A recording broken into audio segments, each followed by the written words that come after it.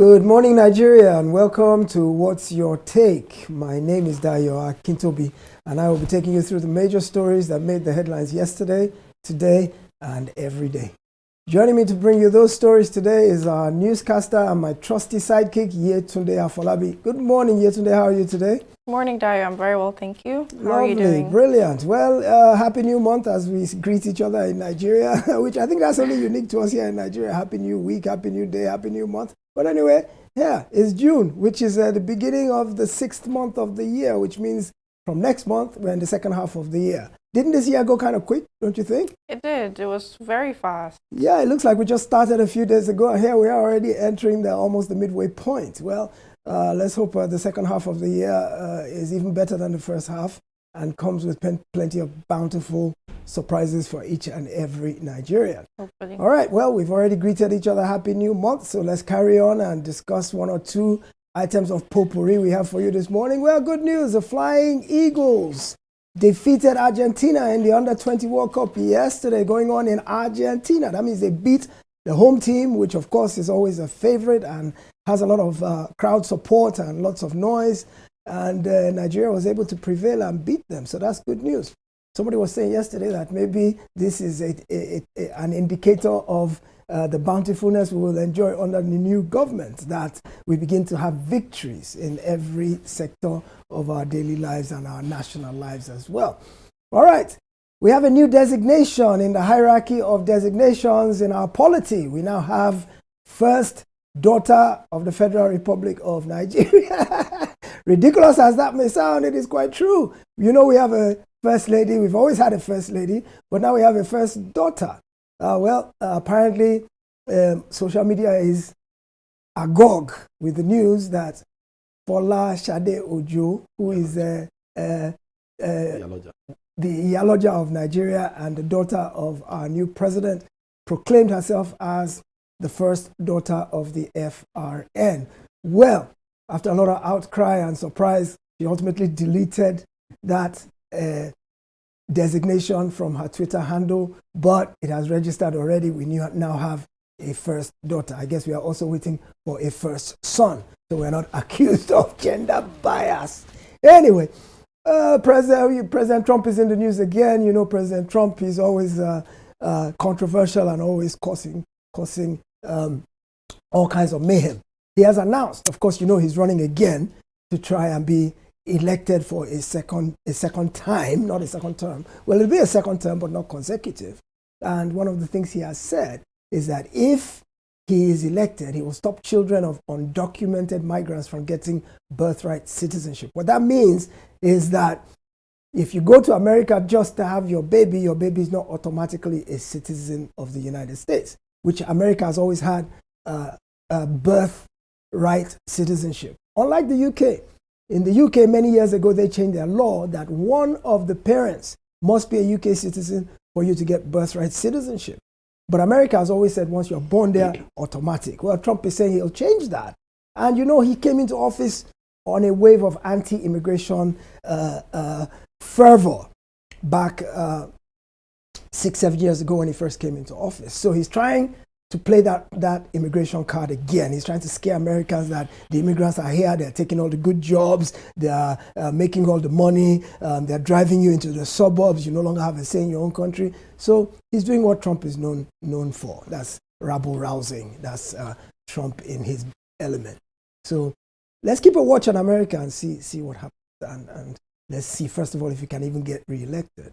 All right, having dispatched with the lighter items on our agenda, it's time to delve into the substance of today's program. And for that, I will hand over to Yetunde to give us the headlines of the major stories we'll be looking at today. Yetunde, over to you. Thank you, Dayo. Hello and welcome to the news updates on What's Your Take. First, the headlines. Fuel scarcity. NNPC announces adjustments in pump price of petrol premium motor spirits. Federal government's meeting with NLC over fuel subsidy removal ends in deadlock. Court upholds government's no work, no play rule against ASU. President Tinubu meets Chinese special envoy. Now, the details. Nigerian National Petrol Company Limited, NNPCL, has announced an increase in the pump price of premium motor spirits, also known as petrol. Fuel queues have since resurfaced across the country since the presidential pronouncements as Nigerians search for the premium product, which is now sold from 400 naira per litre to as high as 600 naira per litre. NNPC spokesman Garbadeen Mohammed, in a statement on Wednesday, said the price of the essential commodity has been adjusted across its retail outlets nationwide in line with current market realities. The price adjustment by the NNPC is coming some 48 hours after President Bola Tinubu announced an end to the subsidy era during his inaugural speech at the Eagle Square on May 29, 2023. In a related development, the meeting between the federal government and the Nigeria Labour Congress over fuel subsidy removal has ended in a deadlock. Speaking at the end of the meeting, the president of the Nigerian Labour Congress, Joe Ajaero, said, "As far as the Labour is concerned, we didn't have a consensus in this meeting." The NLC demanded at the meeting that the federal government return to the status quo by reversing the price of fuel before resuming negotiations with the NLC. It also insisted that the federal government did not enter into any conversation on palliative measures for Nigerians, hence the rejection of the latest announcement. The talks are scheduled to continue in the coming days. Next, in a judgment delivered on Tuesday, May 30th, National Industrial Courts upheld the no work, no play policy by the federal government in the suits filed against the Academic Staff Union of Universities, ASU. The president of the courts, Justice Benedict Kanip, held that it is within the rights of the federal government to withhold the salaries of workers who embark on industrial action. ASU had insisted on getting salaries for all the months they embarked on strike from February 14th to October 7, 2022. But the federal government under the past Muhammadu Buhari-led administration refused and insisted on enforcing its no work, no play policy against the lecturers. Moving on, President Bola Tinubu on Wednesday held a bilateral meeting with the Chinese Special Envoy at the Presidential Villa, Abuja. Though the details of discussions at the meeting have not been disclosed to the media, it's believed talks centered around strengthening relations between Nigeria and China under the Tinubu administration. And those are the headlines and news stories we will be looking at today. Over to you, Dayo. All right, thank you. On a lighter note, of course, we'll take a break shortly, and when we come back, we'll be joined by a guest. But before we go, I was talking to him when we got to the studio, and he was telling me that at the fuel stations today, people are filling up their tanks with 50,000 naira. Wow! What has happened? This fuel subsidy thing is going to turn us all into a nation of trekkers. And for that, I have a picture for you to show you. Nigeria with our innovative, creative sense. We're going to start wearing bathroom slippers that have roller skates and wheels on them. So we can roller skate to work and save some energy from trekking, because we're all going to start trekking now, because who has 50,000 naira to fill a tank that will last you for 3 or 4 days? So Nigerians, put on your thinking caps and come up with different innovative ideas. We're a lovely, creative bunch of people. Look at that. Roller skating slippers. Somebody's going to make a fortune from that, I tell you. All right, we'll take a quick break. And when we come back, we'll be joined by our guest in the studio. Don't go away.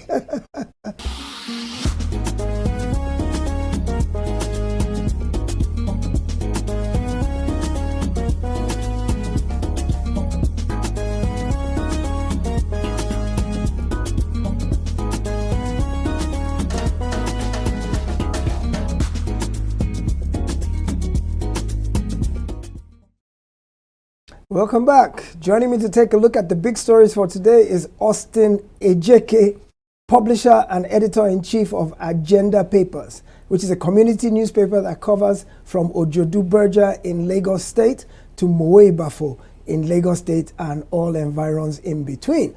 Welcome to What's Your Take, Austin. Good morning, Mr. Dayo, for having me. It's a pleasure to have you here. Let's dive straight into the issues because we have a very limited amount of time. Of course, all of Nigeria is talking about the hike in fuel pump prices, which came unexpectedly yesterday. There have been some rumblings ever since the new president said fuel subsidy is gone during his inaugural speech. And people had begun to prognosticate about what the possible fallout of that statement during his inaugural speech. Well, no surprise, 48 hours later, yesterday morning, which was Wednesday, 31st of May, the announcement came that NNPC, which is the only importer of refined fuel into the country at this point, announced that all of its stations were increasing their prices. And those prices have ranged from anywhere, they price them according to the regions of the country. Lagos is 488, Abuja is about 557, and all the way like that.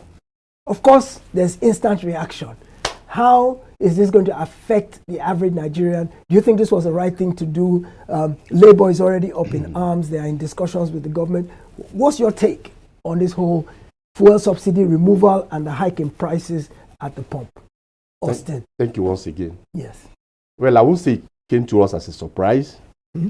Personally, for me, I operate from Airport Road in Lagos. I started observing this queue about 1 week ago. Most of the filling stations were not dispensing. Long queues here and there. My mind was telling me that something was going to happen. But the way it happened took Nigerians by surprise. And we didn't expect it. That as a president, you don't need to be flippant with words at times. That the words are law now. It's like these marketers were expecting that something of that nature will come up. You think they prepared for it? Yes, they prepared for it. Indirectly, that's the Nigerian people for you. Nigerian businessmen for you. It's like they actually knew that, or they had an inkling that this may happen, and they were holding their fuel. Like I told you, I observed it 1 week, 2 weeks ago. I wasn't seeing fuel being dispensed as it used to be. And to tell you, on Saturday, I took my children to reading school at their amusement park. On my way coming back, I wanted to buy fuel at evaporate filling station. Most of those filling stations were not dispensing. I managed to see one at Mobile. And to my surprise, they were selling dispensers at 200 naira. Whereas I've been buying 185, 184. So I knew that something was wrong.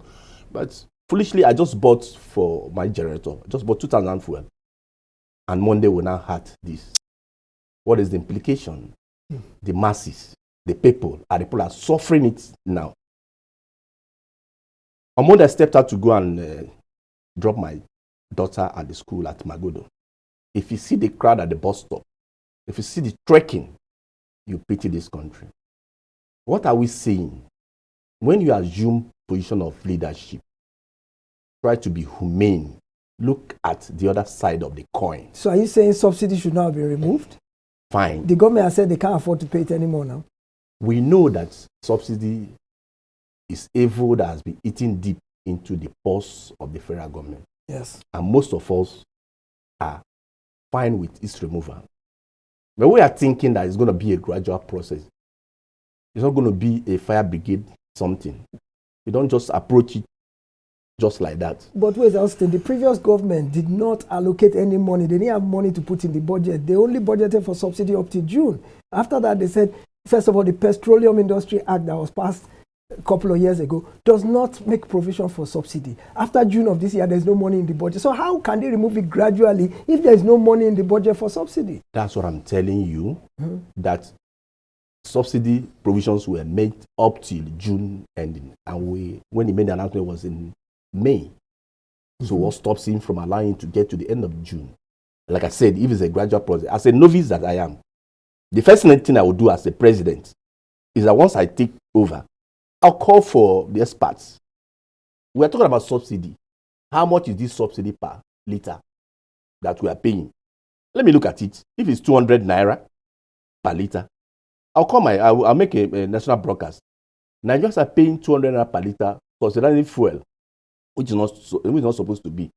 From now on, I'll be removing 50 naira, either monthly or quarterly. And it will last like 12 months or 1 year. It will be a gradual process so that the impact will not be too much on the people. That is the first thing I'll do. You don't just get into office and start implementing policies that will suffer people. I tell you, Mr. Dayo, that a lot of people are going to die because of this thing. That's extreme. It's a stress, suffering. Some people can collapse, some people can develop terminal illnesses because of this. You've been on the road, at least you from the inkling you gave to us, you saw what is happening. People are trekking, the hypertension and the blood pressure is building up. It's not good for us. Already, we've been tensed up with the new Naira design policy. or the suffering and the hyperinflation that is going on, you don't expect people to just absorb everything just like that. So you don't agree with the fact that the president said it in his own no, speech? That is, you use the word flippancy. Yes, flippancy and arrogancy. Even before before INEC declared him president, or before he became the president, yes, he has been telling people, yes, that I'm going to remove subsidy. But and other candidates have said it. Peter Obi said no. Let me align. I'm going somewhere. Okay. He said I'm going to remove the fuel subsidy, and there's nothing you can do about it. Is that presidential a comment? And immediately he went in. He said fuel subsidy is gone, and the market has picked up on it. I'm not saying, like you have asked me now. I'm a architect of removal of fuel subsidy. Yes, but it should be gradual and should have a human face to it. What are some of the human elements you think could be introduced? You've talked about, okay, he could reduce the amount gradually. Yes. What are some of the other things he could do? We've heard about palliatives. We've heard about refineries. What do you think about the fact that the government refineries are moribund? Should the subsidy have been removed at the time the refineries are not working? Because that probably would have made the transition easier, wouldn't it? Thank you very much. I'm not a candidate for palliative in any way. Okay. Palliative ends in the pockets of these politicians and businessmen that are in the government, the cabals. You still remember yes, I know. I'm not, if you tell me, let them not give us any palliative. Okay. What I expected, like I told you, if I'm the president, what I would have done is, I would also take a holistic look at the refineries. To what extent have they done the turnaround? I just had a news item yesterday. 11 trillion naira has been spent on refineries for the past 13 years. Mr. Dayo, how much does it take to do the refinery? This same refinery that Obasanjo tried to sell in 2007, and Yaradua blocked it. Reversed. That's why reversed or blocked. Reversed it. If those refineries had been sold to private individuals, maybe we would not have been like this. So what I would have done is to see if the refineries are working, even if it's one, something that reduce the burden of importation. Because this whole issue of subsidy is the criminal element that is embedded in the importation. Where double taxation is there, demurrage is there, something that government can easily waive. They also input because they just want to take the money away. These are the things you are hearing about this subsidy. These are the elements that make up this subsidy. So if you reduce the burden of importation, yes, 1 or 2 refineries are working. Yes. Fine, 2. Why don't you have patience? We're not going to die if we spend a few billions of naira in the next 3 or 6 months. Do you hold out much hope for this discussion that the NLC is having with the federal government? They were in a closed door session yesterday for many hours, and when they came out, they said, well, there was no consensus, but discussions are continuing. Of course, we know the NLC's position is that you should return to the status quo. You can't jerk the prices up unceremoniously and in such an impromptu fashion. And of course, the government is saying, we did what we had to do. So we're looking at some sort of middle ground between them, which they have not arrived at yet. Do you hold out much hope for succor for the masses based on the NLC's intervention here? Going by antecedent, Mr. Dayo, I believe that this new herdsman at the NLC, Comrade Joe Ajero, is one person I can vouch for. He's not going to disappoint. But I must be frank with you. I may not support them to say, let us go back to status quo. 185. It's not realistic. We must be candid with ourselves. But they should try to negotiate and agree that at least something within the neighborhood of 250, 300 naira. We'll be able to manage it. But not Nigerians buying fuel at 511, 500 naira, 500 and 488 when the minimum wage has not even passed 40,000. As I talk to you today, most states are not even paying up to that 30,000. Some are still paying the old 19,000 minimum wage. Yes, and one of the things that was so where would they get the money to transport themselves to work? Yes, one of the things that was so the productivity will just go crumble. Absolutely. One of the things banding around is that salaries should be increased. But where is that going to come from? How much are they going to? How much percentage is going to cushion the effect of the astronomical jack up of fuel price? That's what we're saying. As you even said, some states haven't even been able to meet up. Yes, some are not. As I'm telling you today, some are still paying 19,000 naira. Yes. which they are not even my state Abia State is owing about 24 months salary arrears, and the 19 and the government is gone. So you see this, so where would the worker get the money? We are talking about managers and magicians. I don't know how they survive. Yes, this is a worker that may have like 7 family members. Yes, very resilient. Yes, 5 husband and wife plus children. Yes, they go to school. Yes, how do they survive? Incredible. And you are hammering the 500 naira per liter fuel increase on them. It's not fair. So what you think now is that the intervention of labor will probably create a compromise somewhere in the middle. Of right, course. it will come down from the 500, but it will revert to the 187. Yes, that's. So Nigerians should begin to expect somewhere between maybe 250, 300. And you think if it happens like that, we can live with it? That's what I'm saying. We'll manage ourselves. Yes, that's what I'm saying. All right. The labor intervention is very, very good. Okay. Like I said, I will not be party to say let us go back to Article 180, 190. It's not good. One thing about labor again is that they should try to be assertive now. Right? You already know. You already know that they are saying that the National Assembly have now is rubber stamp. It's not like a Lushola Saraki. They have 2 weeks. They have 2 weeks to go. Yes, I mean even when the next one comes. Yes. From all indications, we are not going to see the vibrancy of Saraki, of Kenneth Nnamani, of Pius and Pius, or for Kadibos. At least you know the antecedent. It's not just So labor may just be the last hope of the common man now. Renewed hope. Renewed hope. No, I don't want to use that. I don't want to use that. This is my own hope. So I don't want to use that. It's the hope of the common man now. Yes. To put the government in check. I'm not saying they should disrupt their activities and programs or manifestos, but they should also try to be a check on them. Thank you very much, Austin. I really enjoyed that engagement. But we're running out of time, so let's talk about ASU really quickly. The federal government took ASU to court because, for a better part of 2022, ASU was on strike due to the inability of the federal government to meet some of its demands, which included revitalization of public universities, remuneration for lecturers, and so on. The strike went on for 8 months. And after it was ended, the lecturers now began to agitate for back pay for the 8 months that they were on strike. So the federal government went to court, and yesterday got a ruling that upheld the government's no work, no pay policy. Austin, do you think it's fair to the lecturers? First of all, how do you see this? The lecturers went on strike. During the strike, well, they are claiming they still did some work, that they didn't lecture, but they still did administrative stuff and were still going to the office and they're entitled to their pay. Federal government is saying you didn't work, no pay. How do you see this? How should this work out? What is fair to both parties? That's one of the calamities that happened to Nigeria in the last 8 years, which was aptly captured by Vanguard. That this disaster, we may not have it again. That the ex-president Buhari came, he saw, and he failed woefully. It's part of the failure we had in the last administration. The education sector. The education sector is just a microcosm of the whole something that happened in these last 8 years. These are lecturers that are agitating for something. You keep on telling us that agreement was signed by the previous government. Is government not a continue? Yes. If the past government made a mistake, wouldn't you correct it? What have you done in the past 8 years to correct that mistake the past administration, so that we can have a way forward? You didn't do it.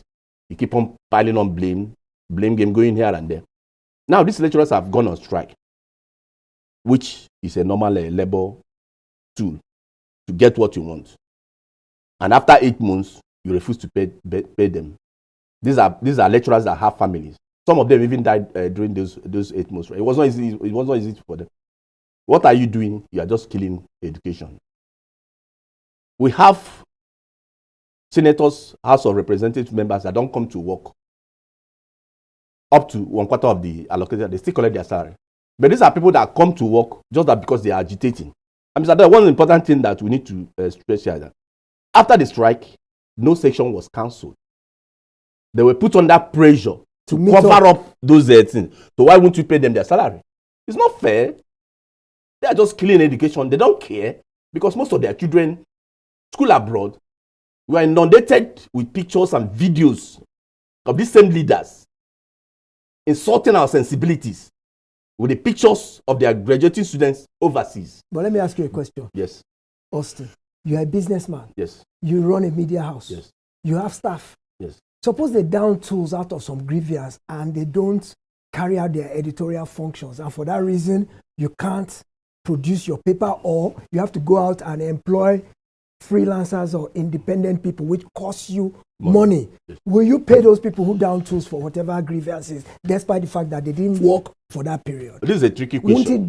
Wouldn't it be a drain on your resources, yes, and you are a for-profit venture? Yes, we are talking about government, and we are not talking about private sector. There should be rules of engagement. Okay. If I engage them, we must have rules and regulations. Okay.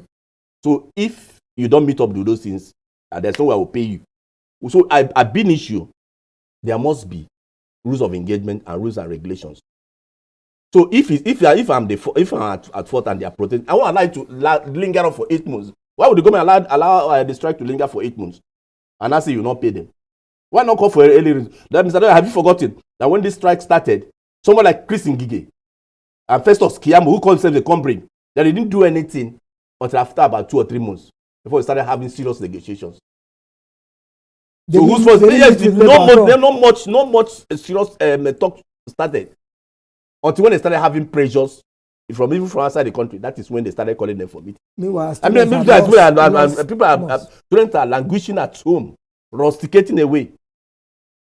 So these are the issues. I blame ASU sometimes. I also blame federal government. But like I keep on saying from some of my write-ups, I said federal government should have just forgotten everything, pay them, or can even come at a middle way. You were on strike for 8 months. I will pay you 4 months. The other one will be a kind of write-off and lesson to you. So next time when you want to back on strike, you think about it. Yeah. That's I think I've written on national level. That is what the federal government should have done. Instead of to say, I won't pay them the outright 8 months. It's sheer wickedness. I see. Nobody does that. Yeah, and the thing about it, of course, that we should take into consideration is the fact that this strike had been called off. Yes. They had gone back to do what they were. So and they were making up.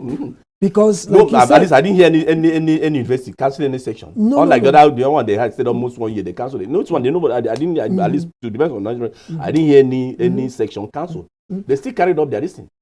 So even based on encouraging the lecturers, for example, and say, okay, so you've gone back to the classroom, we've agreed on it, we've negotiated, we've agreed. So as an incentive to you, we'll pay you half from 4 months, and the other one, if the government does that, some of us will come up and say, okay, the government has tried for you. Let bygone be bygone. Austin AJK, publisher, editor-in-chief, Agenda Newspapers. It has been a really wonderful session today. We thank you very much for honoring us with your presence here today and for your very trenchant analysis of some of the pressing issues that are bedeviling us in Nigeria today. We'd like to have you back again sometime in the future. Thank you for joining us. Thank you. Thank you for having me. All right, lovely. Well, that's what we have for you today. That's the much we can take as our time is fast spent. Thank you for joining us. My name is Dayo Akintobi. Many thanks for watching. We'll see you again next time. Have a great day.